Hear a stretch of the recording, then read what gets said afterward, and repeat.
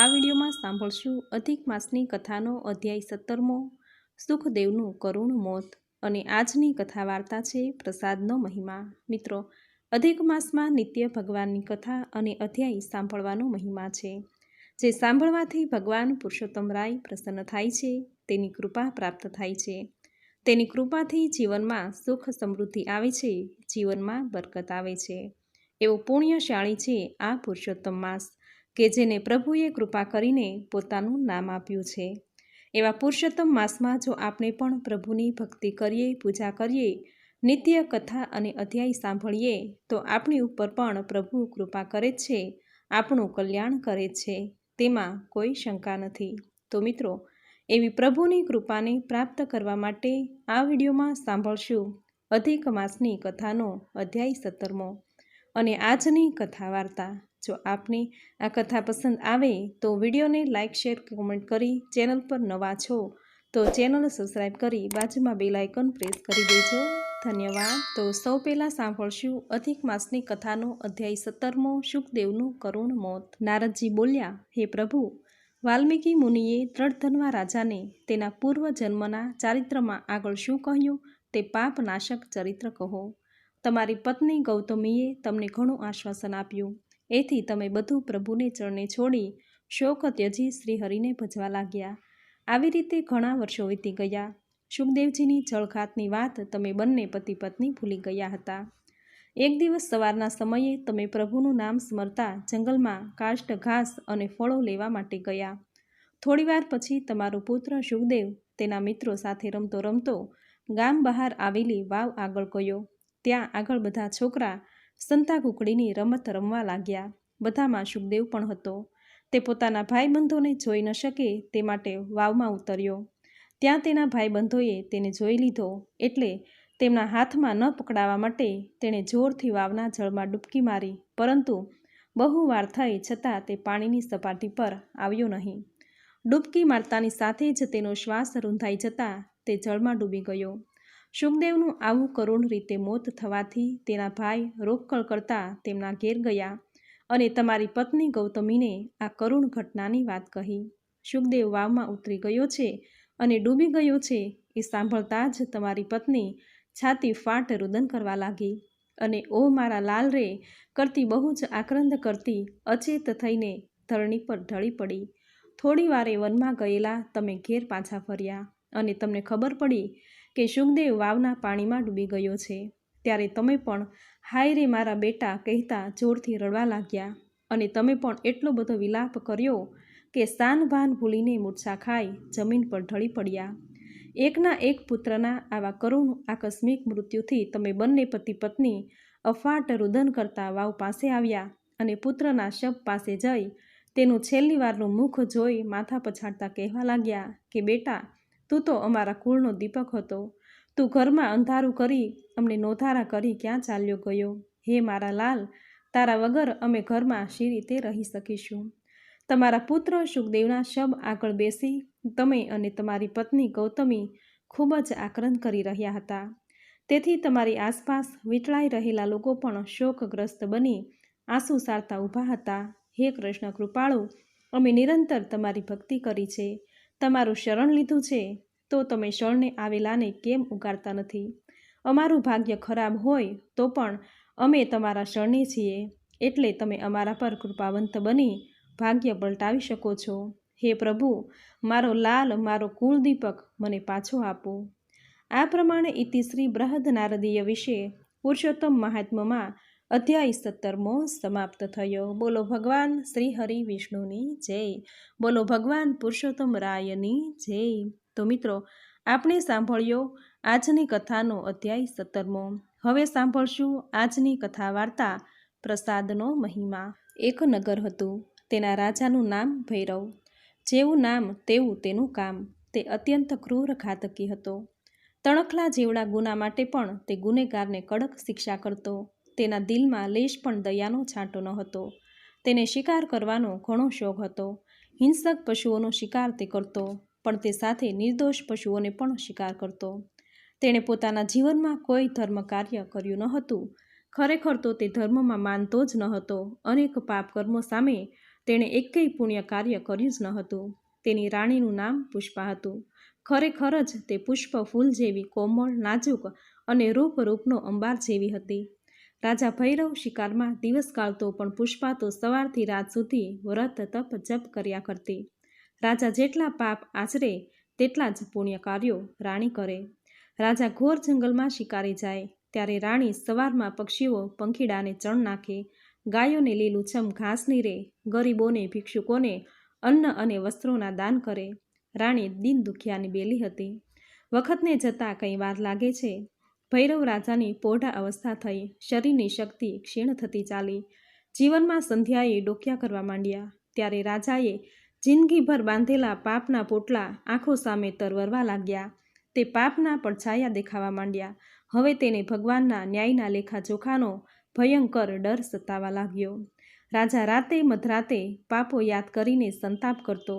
રાજાને આખો દિવસ કાંઈ પણ ચેન પડતું ન હતું. હવે રાજા ભૈરવને મહેસૂસ થવા લાગ્યું કે હવે જે કાંઈ આયુષ્ય બાકી રહ્યું છે તેમાં પુણ્ય કાર્યો, ભલાઈના કાર્યો કરું તો અંતકાળે શાંતિથી મૃત્યુ તો આવે. કવિ કલાપીએ કહ્યું છે ને કે રે પસ્તાવો વિપુલ જળનું સ્વર્ગથી ઉતર્યું કંઈ.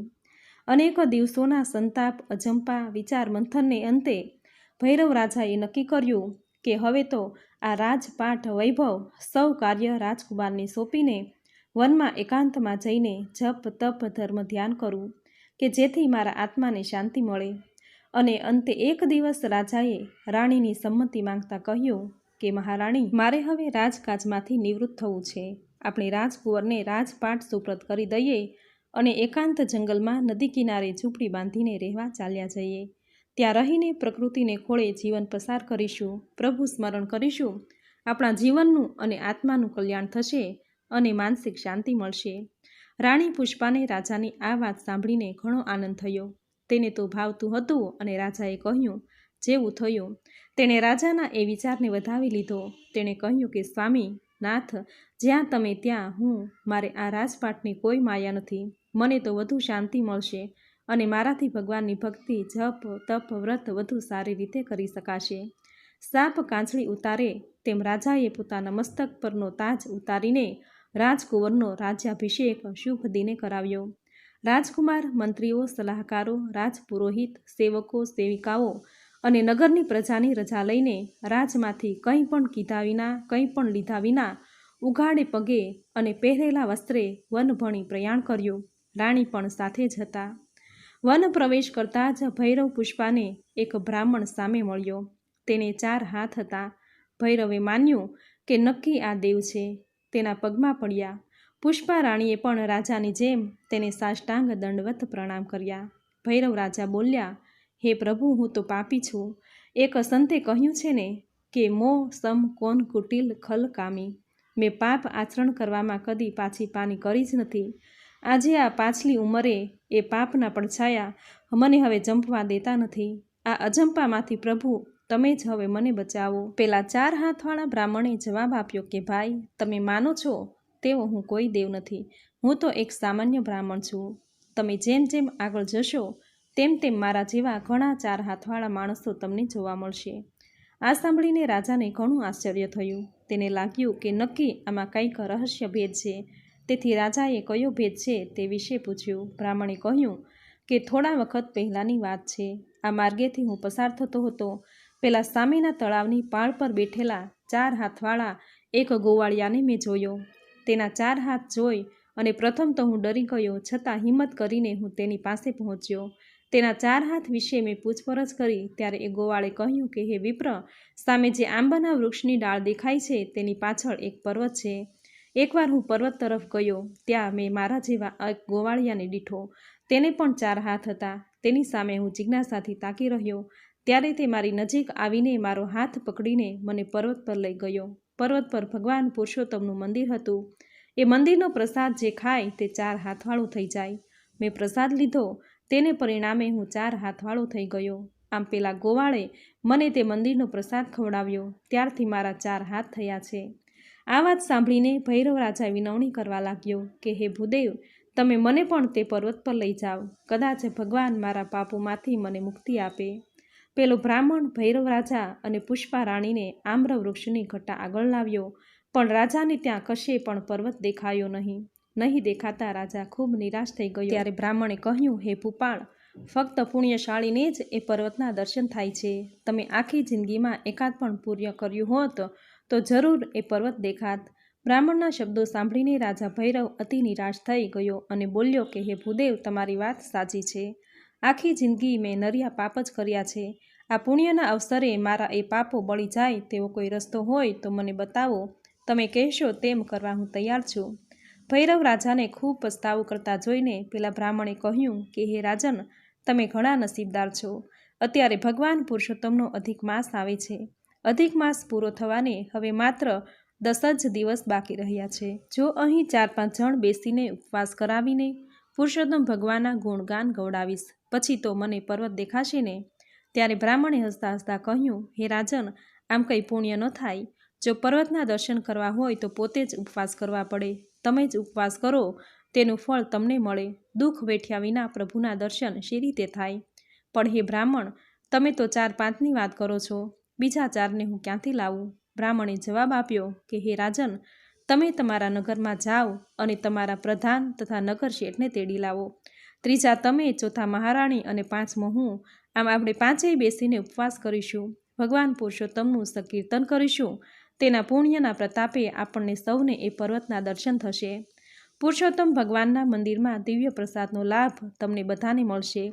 ભૈરવ રાજા તો તે જ સ્થળે મહારાણી પુષ્પાને લઈને તરત જ નગરમાં જઈ પ્રધાનને તથા નગર શેઠને તેડી લાવ્યો.